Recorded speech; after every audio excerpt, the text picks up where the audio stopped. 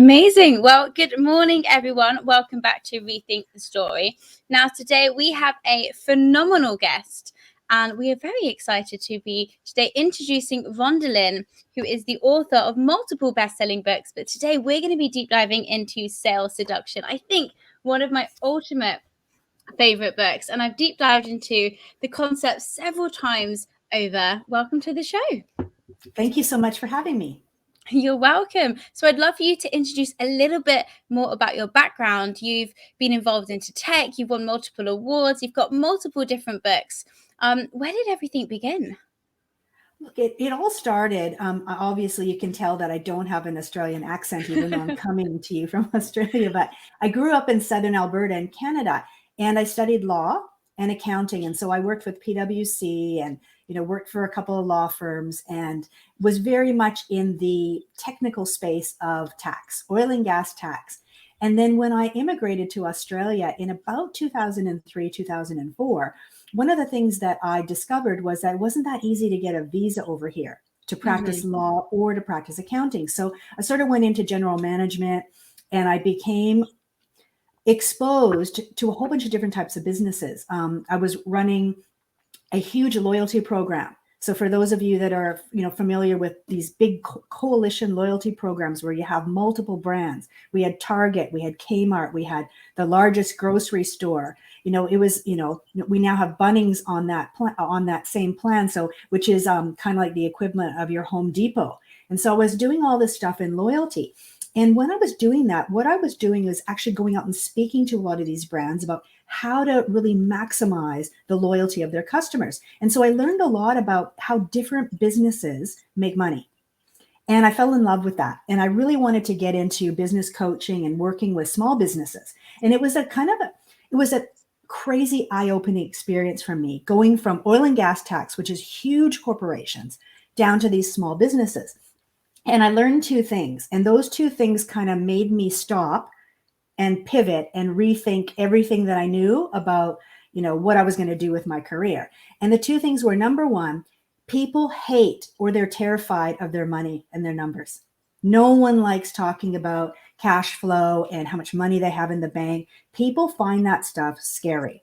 The second thing I figured out is that from a neuroscientific point of view, the parts of our brain that decide and take action and do stuff are survival-based mechanisms, and they can't even understand numbers and words.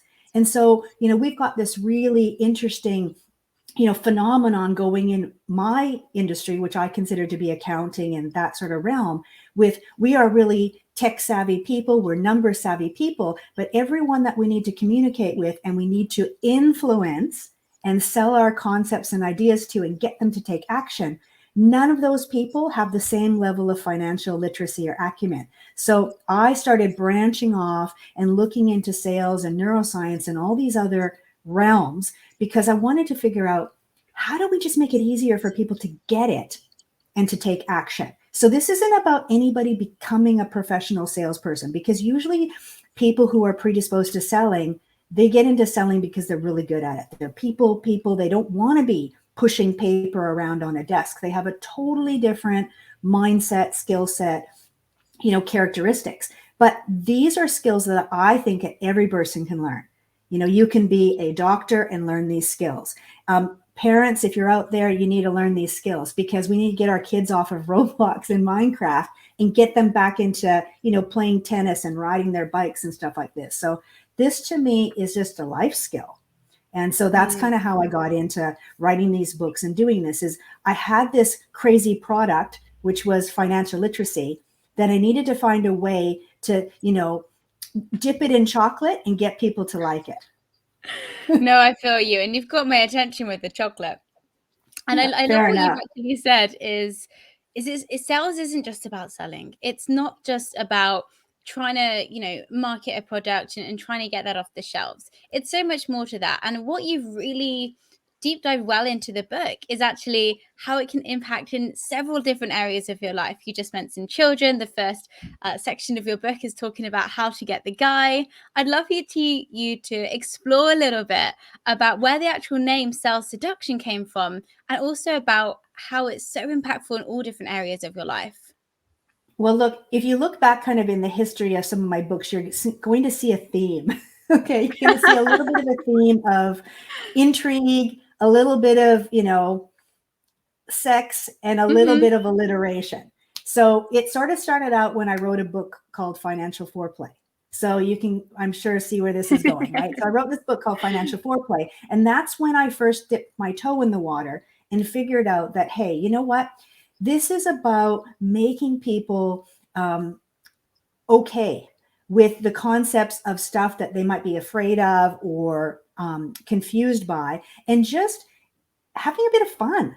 If I can entertain people, if I can tell a good story and draw people in, I can just slip the learnings in and they don't even know that they've learned something I because feel we're you. taking it in at a deeper level. So, sales seduction is kind of like the sequel, if you will, to financial foreplay.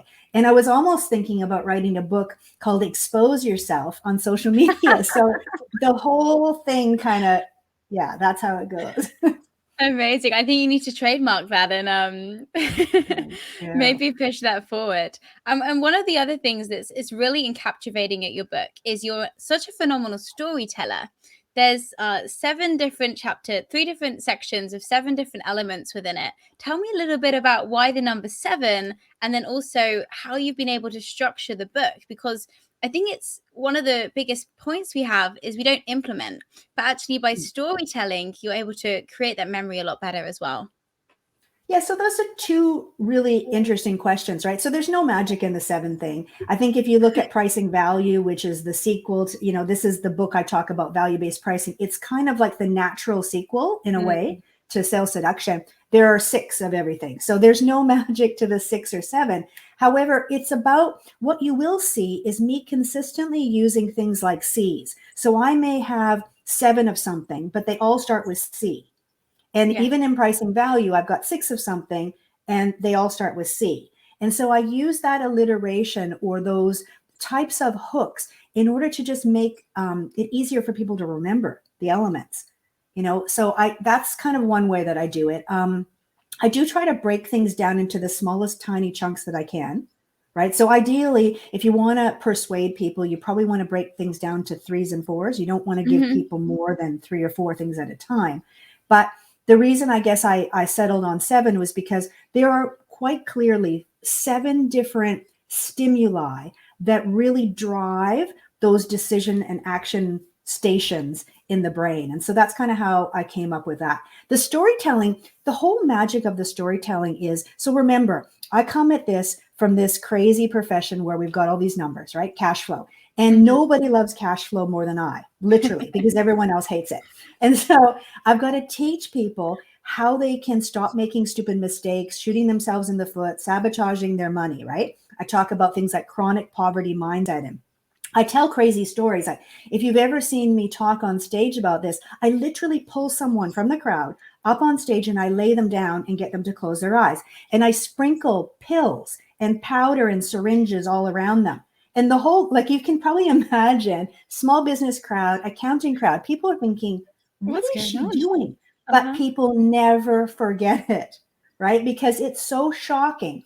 And then I basically draw them in with a story about how when people overdose on drugs, it is kind of like the financial equivalent of people having chronic poverty mindset, right?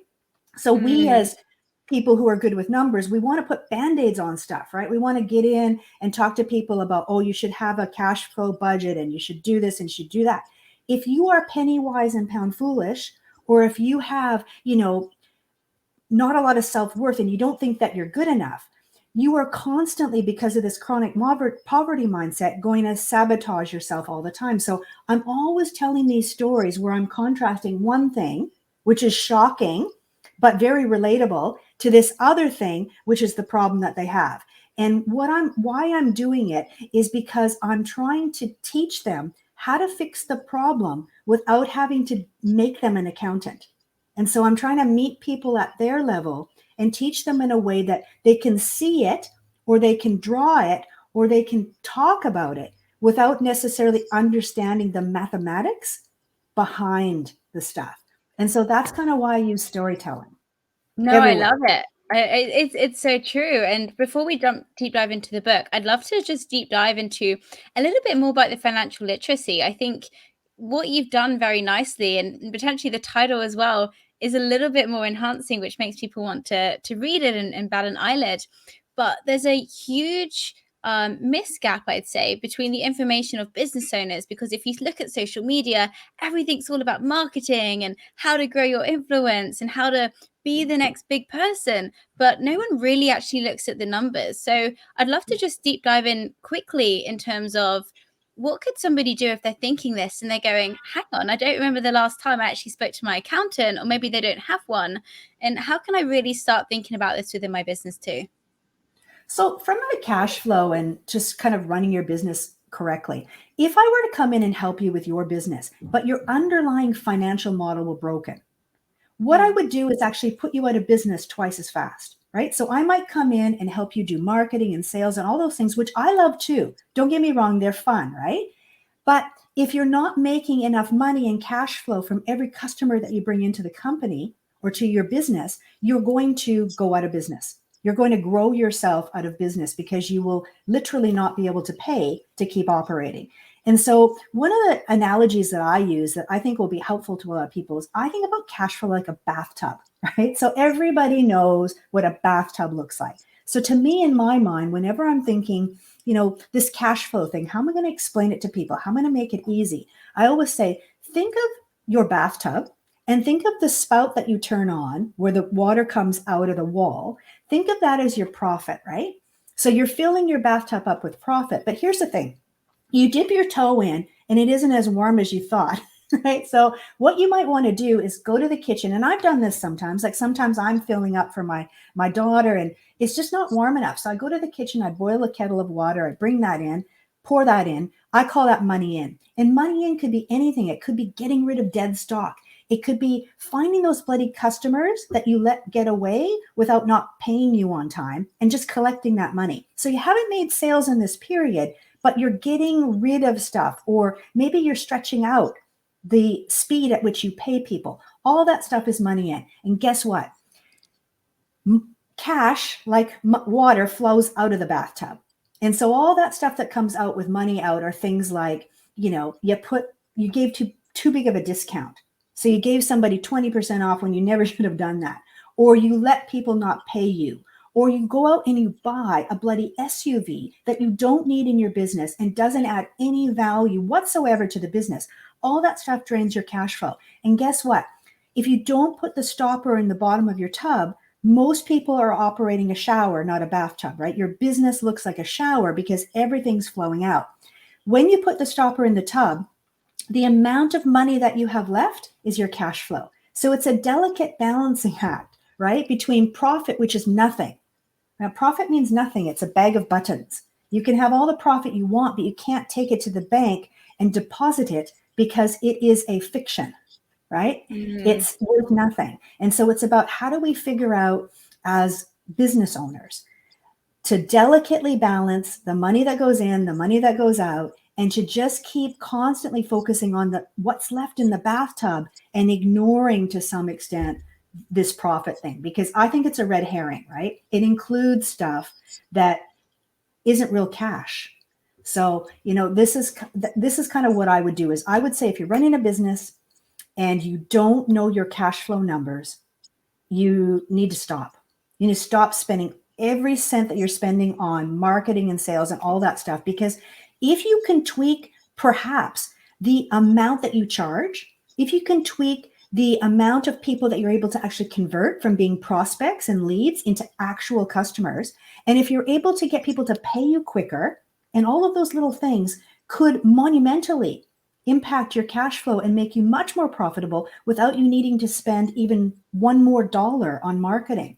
And that's the thing I think a lot of people are missing, is that it isn't about bigger, bigger, bigger. It's about capturing more of the value for yourself. I think it's really, I love that you've spoken about that. I think it's the most underspoken about small business topics that there are. So I appreciate for sharing that. And also, before we do deep dive into this book, where can everyone find out a little bit more about your financial literacy as well? Oh, look, the easiest way is probably just hit me up on LinkedIn, or, go to one of my websites. You can go to imagineeringnow.com. I'm doing, coincidentally enough, I'm doing a huge financial literacy training program for one of the biggest telcos in Australia right now. So I'm doing programs for 6,000 employees, teaching Amazing. them this stuff. So that, because this is what we know. If people are financially illiterate, or they have financial stress in their personal life, we actually now have tangible statistical proof that shows that it hurts the company. People make bad decisions in their jobs because they are stressing and thinking about things that have gone wrong at home, or needing to, fix up things that they've messed up. People make bad decisions when they're not financially literate. So this isn't just for small business owners. This is for all of us. And we can all, unless you're Richard Branson, and I don't know if he's on this LinkedIn thing, right? It'd Unless be you're nice to know him who was. or Elon Musk, then there's always room for improvement, right? Those I guys, appreciate it. I'm sure you could teach Elon a couple of lessons. you never know. Amazing. So we're going to assume that the business we're talking about is very happy with their cash flow. They really understand their numbers. Let's jump into sales. Now, what's Okay. very interesting is sales isn't just sales. It's everything that comes before sales. It's about the copy. It's about the sales cycle. It's about the perception. And you start off this book as well talking about the old, the middle, and the new brain. And I'd love you to deep dive into that a little bit as well.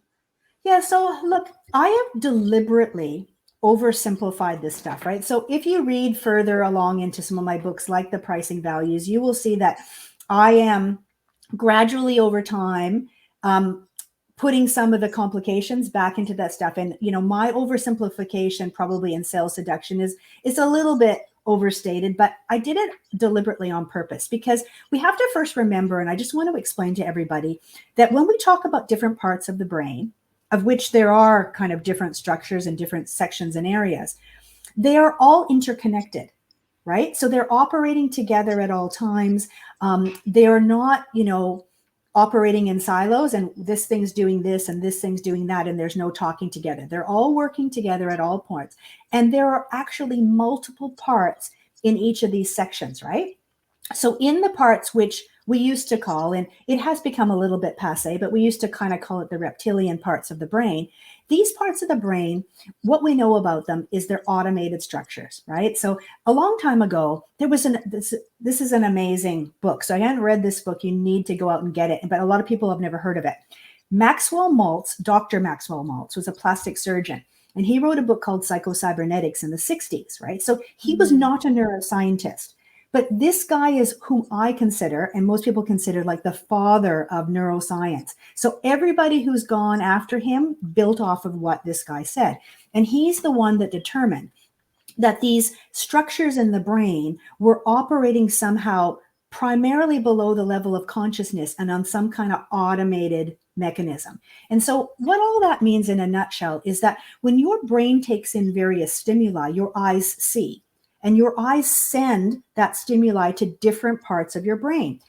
The processing speed and what the brain does with that stimuli is different in each of those different sections. And here's what we know for sure. The parts of your brain that keep you alive, that act and decide, process those visual stimuli 90 times faster than the thinking, the frontal lobes and the other more rational thinking parts of your brain. That to me is fascinating, right? Because we're seeing the information at the same time, but the part that, gets you out of harm's way and keeps you alive processes that information and takes action milliseconds before the thinking part of your brain even has time to say, oh, I wonder if that is a poisonous snake, or I wonder if that saber-toothed tiger is going to, eat me.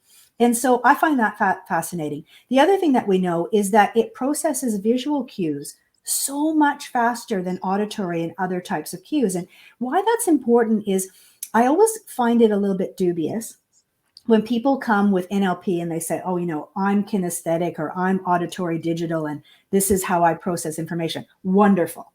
Great information. But here's the truth. The parts of your brain that decide and take action are visual. They're visual beasts. And so all of that other stuff is a nice to have, rapport building. I don't know.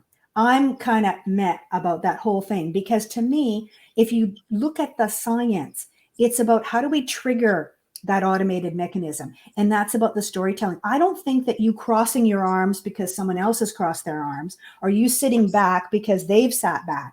I think that that to me is artificial, right? What we're talking about, the fundamental thing is we just need to find ways to make people feel safe.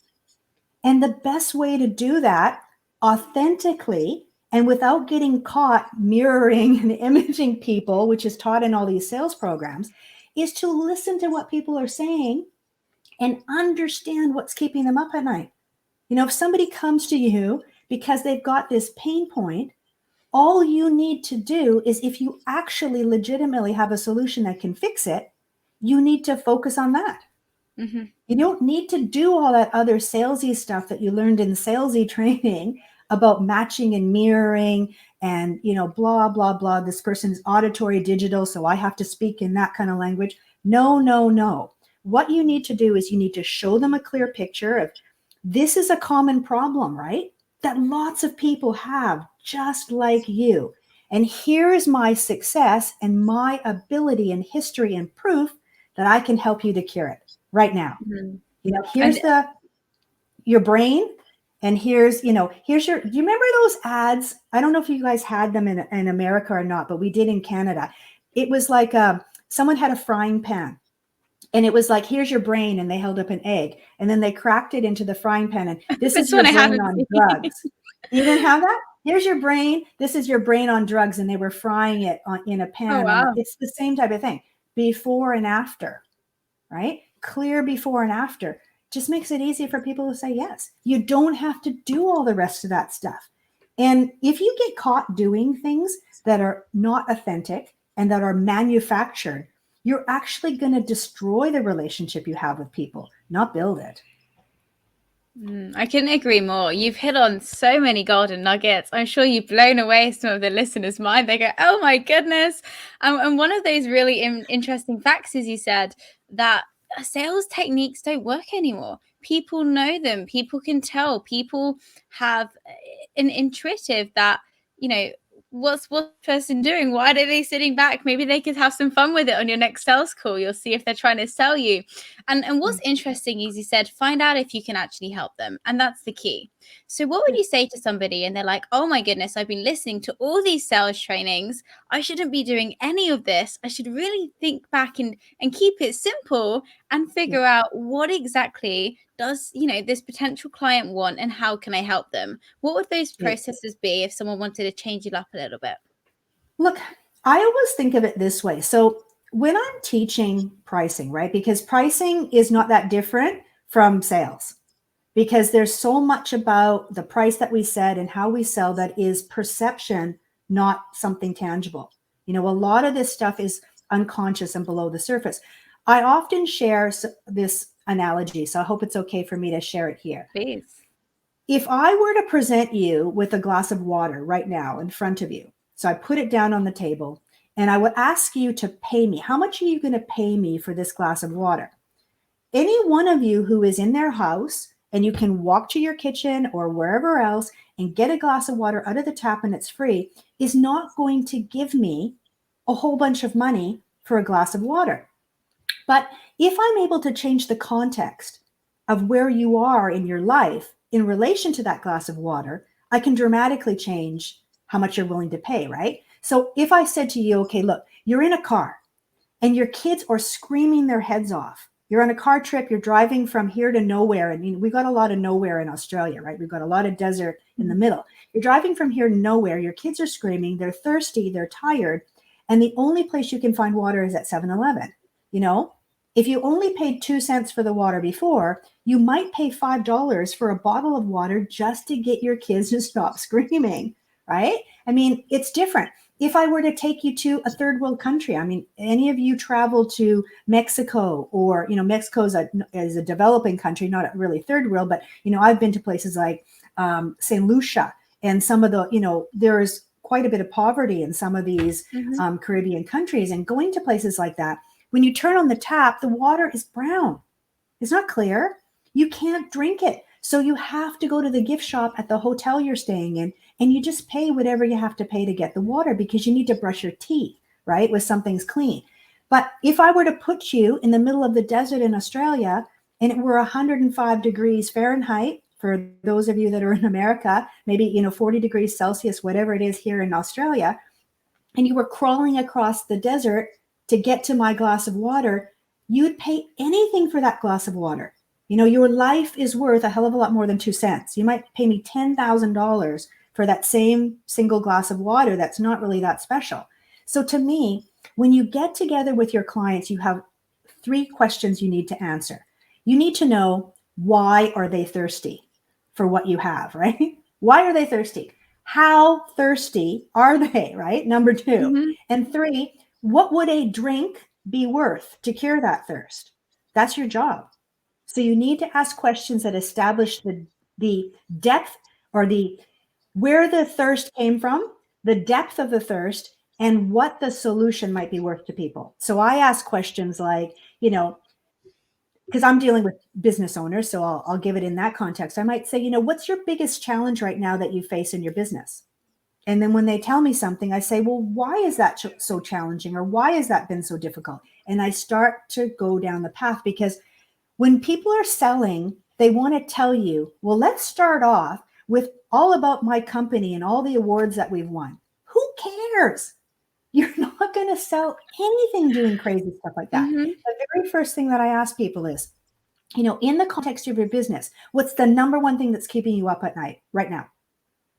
I start 100% in pain. I'm always in pain and thirst, because I just keep asking questions about pain and thirst until that person is like, holy crap, I am dying here. I need to know what you can do to help me.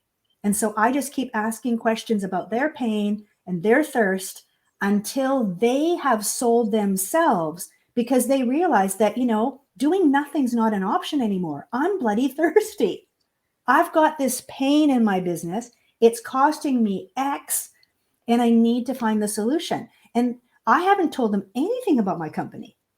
I haven't mentioned that I have any books or awards or any crazy stuff, because that won't help them to decide. The biggest thing I see that people do in sales is they say things that do not have the potential to help people decide. They actually are telling a bedtime story to their customers. They're And putting their falling customers asleep. to sleep. No, I love what you said. I love the fact that you've actually deep dived into the inception part of it, which is, I generally don't believe in selling. I think if you're selling, then you shouldn't be in sales. And it's, especially in your book, you've really deep dived into how can I help my customer? How can I help my client? What exactly do they want? And what would you say to somebody if you're on the call with them, but they're a little bit hesitant? They don't really want to say exactly what they're feeling, because maybe an ego or because they're trying to impress. How would you really allow them to deep dive and create that openness with them as well? Well, I think it depends on the context, right? Because this often happens when people are talking about their money, right? People feel some more shame, I think, in that realm than maybe they might do in other aspects of their business, because money is quite personal. And we've been taught and conditioned from probably quite small on that you don't talk about money, right? It's impolite to talk to people about money. So sometimes when people are hesitant, or I can see that they're a bit reluctant, I might say, it sounds like there's a little bit of a story behind that. Can you tell me more? So I'm looking for ways to draw them out that are not confrontational, right? And so that, that's a really powerful question that will get you out of trouble more times than not. No, it makes it. I love the phrase, tell me more. It's such a powerful phrase. And also you're making them feel a lot more relaxed. One of the other aspects that I love that you've talked about is priming. And I'd love you to deep dive into this. So prior to you actually potentially speaking to them, what kind of messages can companies put out prior to that first phone call? Well, look, priming is kind of based on this concept of anchoring. And anchoring is really interesting because it's 100% subconscious, right? This is what I'm going to talk about now is not something that people are consciously aware of. So what happens is there have been quite a few studies. The most notable of one was where they had a bunch of subjects, and they wanted to ask them how many people, how many countries that were part of the UN were actually, African, or they had some question around this. And people were like, oh, this is interesting. I don't know. And what they did is they were just in general conversation. So it had nothing to do with the survey that they were running. It wasn't formal in any way, but they just happened to slip in the number 65 to a group of them before they started asking them the question. And then the other group, I think they slipped in a number of 15. So they gave, in casual conversation, they mentioned a number to one group of people that was drastically higher than the other. And it fundamentally, this little priming or suggestion, anchoring, whatever you want to call it, fundamentally shifted the number that people guessed. And this happens all the time. We see this morphed and actually implemented through research in many different ways. People are told information and it fundamentally skews the way that they think about things. I saw this really interesting study, which I thought was fascinating. And it's not really priming, but it shows the level of subconsciousness that is, this kind of unconscious bias, where they were actually had a group of people in a business networking context. And the people that were holding alcoholic beverages were judged by their audience and peers to be less professional and less intelligent than the people that were holding non-alcoholic beverages while talking or presenting and doing different things. So all of these, and this is the most interesting part to me of sales, is I think people have this perception that my price is the number one determining thing, or, my brand is the reason that people buy this thing. But in actual fact, there are literally thousands of tiny little things, like numbers that you can throw into casual conversation, the fact that you might be drinking an alcoholic beverage versus not, all of these little things, the context that you give people and offer it. There's a reason that when we photograph presidents and people giving their national addresses, they're always photographed in the Oval Office. They always have bookshelves and things behind them, because we know that it skews people's perception to thinking that they're more intelligent than perhaps they are, right? When they do polling, when people come out of voting, when they do polling in places that are churches and formal institutions versus schools and other institutions, the types of information and what people say is skewed depending on where they have just come out of, and a lot of people don't think about that. A lot of people think, well, this is my offer and this is how much I charge and blah, blah, blah. But do you think about the weight of the paper that you print things on? Do you think about the room that you take someone to? Are you making your offer at a cafe down the street, or are you putting them in a formal boardroom with huge big wooden table and fancy chairs and bookshelves? All of those little subconscious things make a massive difference to people's perception of the value of what you're selling. And they have absolutely nothing to do with you. They have nothing to do with your products and services. They're simply ideas and pictures that we have planted in someone's brain to help them see the value. And I find that, to me, I find it fascinating, because I think 90% is intangible in perception. And only really 10% is the actual physical product or service that you provide. And that's going to probably blow a few people's minds away, because they've invested so much into their brand. I don't care, because you could skew people's perception so easily by just before you present to them saying, oh, by the way, we recently did this huge engagement for so-and-so, and it cost $20,000. Right? And then you come back and say, okay, after I've examined all of your stuff, these are the proposals that I have for you. We're proposing that you will pay $7,500. $7,500 may seem like a big number, but not compared to the $20,000 that you just casually threw out 10 minutes ago, right? So I love it. This stuff to me is the most fascinating thing, because it just shows you that there's so much happening below the level of consciousness that we can't possibly see it. We don't know that it's happening there. And so, we can't say for sure what has an impact until we try it and measure the results and then review.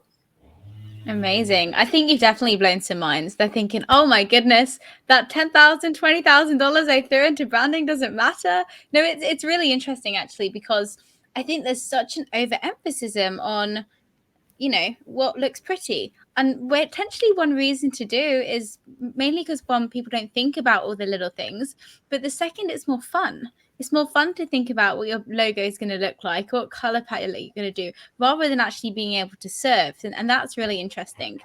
And one aspect that I would like to just deep dive into a little bit more is you mentioned about how throughout the sales journey, really throughout the client coming on board, it's from that very initial start point about, is this the right company, and how do you really, what advice would you give to a sales team who is thinking from the very beginning to the end, how can they start to analyze what they're currently doing and start to make changes? Well, look, I think the biggest thing that people should know and really, think about is that the buyer's journey doesn't look like it did 5 years ago. Mm. What we're seeing from a lot of the research, and there has been tons of it by big companies, like the Facebooks and the Googles are conducting this stuff. So it's quite statistically reliable and relevant research. What they're determining is that people are now about 85% of the way through their buyer's journey before they contact you. That has never actually existed at Wow. any other point in history that we're aware of. And so people have done all this research. People have looked at probably competitors. People have Googled stuff online, looked at reviews and all that stuff. And all of that has a factor, and all of it needs to be managed.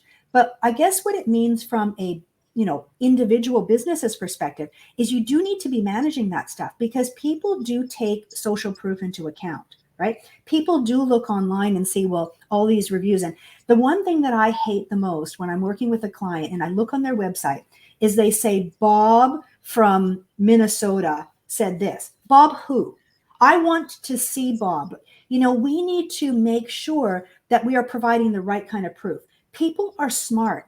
They're a lot savvier than you think. If you have a video or a picture, you've got Bob and Bob's last name and their business and where they're from, that is a lot more powerful than just sort of Bob from Minnesota, right? So we need to be managing all of these touch points with our customers. But more importantly, when people come to you, we need to have a better understanding right off the get-go of what's keeping them up at night. Because if they come to you and you start going off on your thing about, these are our awards and certifications, and this is the laundry list of all the services we can provide, you're going to lose them, right? You need to do your homework. You need to remember that in a sales conversation, there's a certain amount of heavy lifting. If you don't do the heavy lifting, your customer has to. And if your customer has to do the heavy lifting, they will go to sleep mentally. Their brain will shut down and they will not buy from you, because they will think, this person doesn't know what they're doing. They don't understand me. I look at people's websites all the time and I can see, we do this for blah, blah, blah. Nah, you need to be more clear about who your ideal customer is. Do you work with dentists, or do you work with some other business? Because the more specific you are about who your ideal customer is, the more that you can say in all of your materials, the more that you can tweak your sales dialogues to say, hey, since you are a dentist in wherever, I know that these 3 things must be bothering you. And you have to be that good, because otherwise, if it's just some general business owner from who knows where, whoop whoop, you don't actually know what's keeping that person up at night. Because an online business has different pain points than a dentist, has different pain points than Costco. And when your customers are coming to you, you actually have to nail their top 2 or 3 pain points, or you'll lose them. Right? And most people don't have enough specificity. They think that everyone's their customer. Well, if everyone's your customer, your business will go out of business, right? You need to know exactly who your ideal customer is and be, creating solutions that automatically disqualify your competitors. And the only way to do that, like if you were to come to me and you have an online business and I specialize in online businesses, I may be able to say things to you like, I bet you're wondering, how you can get an extra 3% of people to convert on your website, because it will probably be worth this much money to you. What? It's worth, $200,000. What are you talking? How'd you know that? Well, I specialize in online businesses, and I know that if I can help you to convert 2.5 or whatever it is % more people every time they come to your website, by and large, it's usually worth 500,000. Boom. Now that person knows that if they don't make a decision right now, they're losing $500,000, right? They can go away and say, well, yeah, I'm just going to think about it.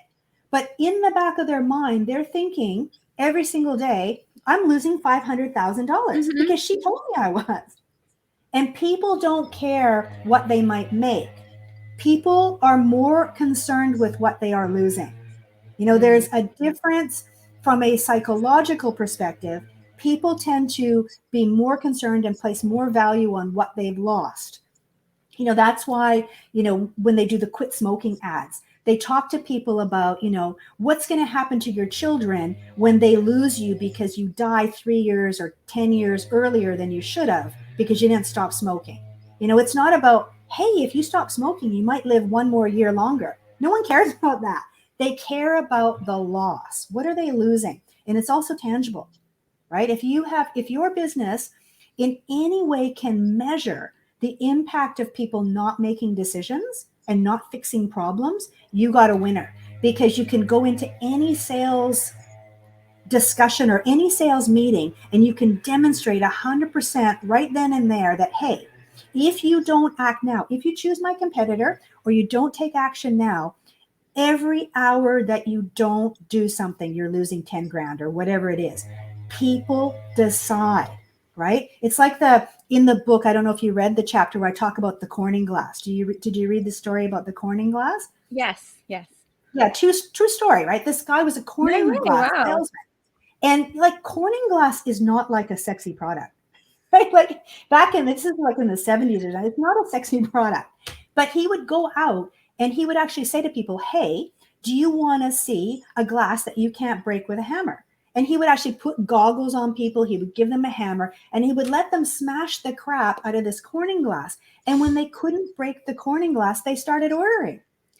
Right? So you can go in and say, wow, we won awards last year and we did this and we did that. But if the person cares about the Corning glass breaking and you show them it's not going to break, well, then you sold it.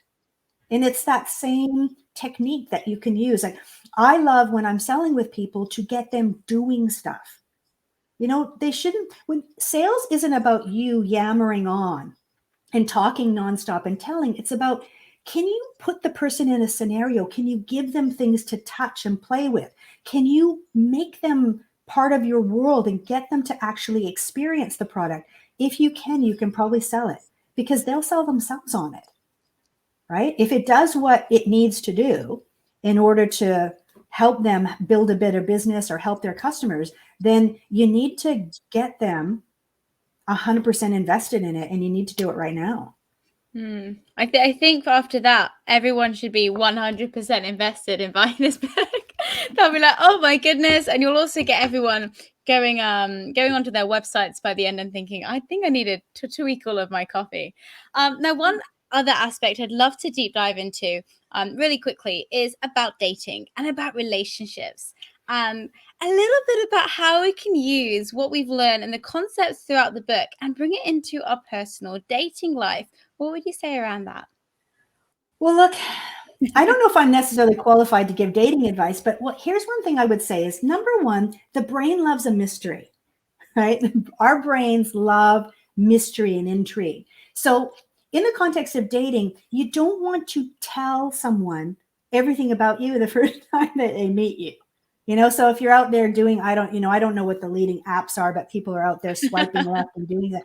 It's, you don't want to tell people everything about you the first time that you meet. You want to leave that little element of mystery, of surprise, and gently, draw someone into your life over a period of time. The other thing that you want to do is that you want to use your natural talent. So if you're a woman, I think it's probably easier for me to do this from the context of a woman because I am one, right? But, you want, when you go to have a date, you want to be feminine, right? You don't want to go in with 100% masculine if you are attracted to the same, opposite sex. So it'd be obviously different if you've got same sex couples, but you want to, present a soft version of yourself, and I think that what I like about this whole sales seduction thing is this, and I talk about this a little bit, I guess, in the book, and you're probably drawing upon, my initial story where I talk about how this works, is that, we as people have this need that we want people to like us. But the easiest way to get people to like us is actually for us to take an interest in them, to ask questions of them, to listen to what they're saying, and to think about those things rather than to constantly be thinking, well, I'm going to say this next. And when they get done, then I'm going to interject this. It's like, no, taking a really genuine interest in someone else allows them to, on some level, feel safe in your presence. And safety, that's one of my core drivers for people making decisions. When people feel safe and they let their guard down, you can actually slip in the stories and the learnings and all sorts of stuff. And I think many times, what we tend to do is when we're dating is that we don't let people in. We are afraid because we got hurt last time. So we go into the conversation thinking, well, if this guy isn't the type of guy who wants to get married, then I don't want to have a bar of him. And, I'm a single mom. So I'm in this thing saying X, and if he doesn't like kids, then he's done. So there's all these deal breakers. And it's about, we need to become more vulnerable and open. And we need to let our guard down, I think, to have a better experience. And again, it's not about selling yourself. It's about truly learning, who is this person that you're with, right? What do they need to get their needs met? And are you even the type of person that wants to do that? Because, maybe you listen to this person and they tell you stuff and you think, this isn't me. Like, lovely person, but we're not a match. And I think sometimes that gets lost, right? In the dating world, that kind of gets lost. It's like, it's almost like a numbers game. Like, people are like, wow, everyone has to like me. I got to go on these dates. What if these people I'm meeting aren't even the right match for me? We're not at the same point in our lives. We don't want the same things. We're not going the same directions. All those things, to me, I think become relevant. And you can easily, use the safety and that self-centered stimuli to turn the tables, turn it around, because people like to talk about themselves. People like to let where they've excelled, where they have, found their challenges and overcome, what they're proud of. And if you can draw that out of people, I think that you're going to build a relationship. And that's probably better than dating, right? Because I think most people don't go into dating thinking, I want to become a really successful dater. They go in because they want the relationship. And the relationship isn't about me, it's about we, right? Wow, you're going to be changing so many lives, both in business and in dating. I'm absolutely sure. I don't know about the dating. I'm not sure. I'm not sure. No, I think they've got such an incredible synergy. But if somebody does want to find out a little bit more about you, if they'd like to purchase some of your books, where's the best place for them to do that? Well, look, the easiest way is probably to reach out to me on Facebook or LinkedIn. I'll give all the, if you want, you can email me. I even give you my email address as well, because my name's a little bit difficult to spell sometimes, so it messes people up. But, and all the books are available on iTunes and Amazon and sort of all that stuff. So yeah, please reach out. If you have questions, ask. I'm happy to return questions. And I'm always excited to learn, how are people grasping this information? How are they implementing it? Like, you guys actually teach me, right? Like, I didn't learn all this stuff off the back of myself. I've learned it through working with so many different types of people and businesses. And I always learn something new when I hear the stories of how other people have actually operationalized this stuff. So, my learning isn't over yet. And if you guys want me to keep reading and writing more books, you have to give me more great knowledge and more great insights and stories that I can share. Because oftentimes I do share my client's stories. So amazing. And I love to hear all of them as well throughout the book. So thank you so much for joining. It's been an absolute pleasure. Now, the one question we do have to finish is, if there'd be one, a different book you would recommend, or one that you're currently reading right now, what would that be? Oh, look, one is hard. So I already mentioned one in the thing, which was that Maxwell Maltz, Psychocybernetics. The other ones that I would kind of mention from like more modern that I'm into right now, and I keep actually going back to over and over, is the 0 to 1 by Peter Thiel. It's just a really fascinating book. I find him great. I love, reading books about successful people like that have started businesses and can really like help me understand how things have changed and how we're valuing businesses differently, and how I might have been looking at it from an accounting perspective, and I need to look at it from a different perspective. So that would be one that I think I would recommend highly. I'm just trying to think. I could probably think of a few more, but I'm also reading a book that has nothing to do with any of this. It's called The Body Keeps the Score. And why I find that book really interesting is because some of you who have known my journey, especially if you've read On the Shoulders of Giants, which is my first book, my mother was murdered when I was about 24 years old. And my own brother and 3 young boys were sent to jail for conspiracy to commit first-degree murder. And I went through a really difficult time and a depression and stuff, trying to just come to grips with the trauma.